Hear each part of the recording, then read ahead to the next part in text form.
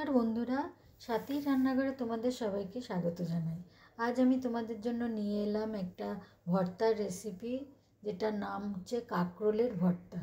কাঁকরোল আমরা ভাজা খেয়ে থাকি বা যে কোনো তরকারি বানিয়েও খেয়ে থাকি। আজ আমি সেই কাঁকরোলকে ভর্তা করে বানালাম। ভর্তা একটা খুবই ফেমাস বাংলাদেশের রেসিপি, যেটা আমরা বাটাও বলি আবার ভর্তাও বলি।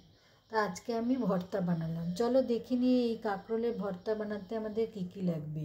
প্রথমে আমি কাঁকরোল নেব, পেঁয়াজ, ধনেপাতা, কাঁচা লঙ্কা, শুকনো লঙ্কা, রসুন, অল্প নুন আর সর্ষের তেল, এগুলো আমি এই ভর্তার জন্য নিয়ে নেব। তারপরে আমি এখানে ছোট ছোট কাঁকরোল পেয়েছি, সেই কাঁকরোলগুলোকে ভালো করে ধুয়ে শুকনো করে অর্ধেক করে কেটে কয়েকটা যেগুলো পাকা বীজ সেগুলো বার করে রেখে দিয়েছি। তারপরে কড়াইয়ে সর্ষের তেল গরম করে শুকনো লঙ্কা একটু ভেজে তুলে নিয়েছি। ওই তেলেই রসুন আর কাঁচা লঙ্কাও ভেজে তুলে নিয়েছি। তারপরে পেঁয়াজ দিয়ে স্লাইস করে পেঁয়াজ করে দিয়ে অল্প নুন দিয়ে এটা পেঁয়াজটাকে লাল লাল করে ভেজে তুলে নেব।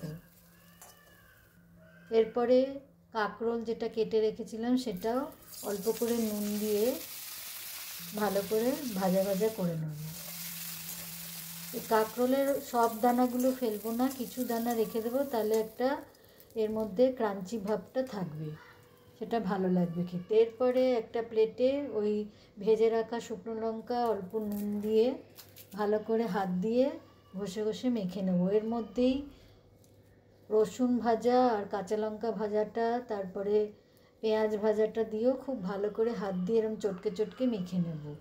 তারপরে কাঁকরোলটা যেটা ভেজে রেখেছিলাম সেটাও ভালো করে মেখে ওর মধ্যে ধনেপাতা কুচি দিয়ে ভালো করে মেখে নিয়ে পরিবেশন করব।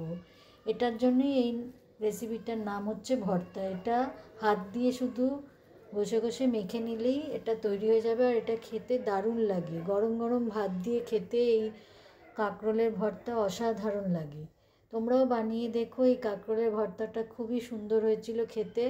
আমার এই রেসিপিগুলো যদি তোমাদের ভালো লাগলে তোমরা আমার রান্নাঘরের সঙ্গে থেকো, আর তোমাদের বন্ধুদের সঙ্গেও শেয়ার করতে ভুলো না। আবার কোনো নতুন রেসিপি নিয়ে চলে আসবো। আজ আসি, অনেক ধন্যবাদ।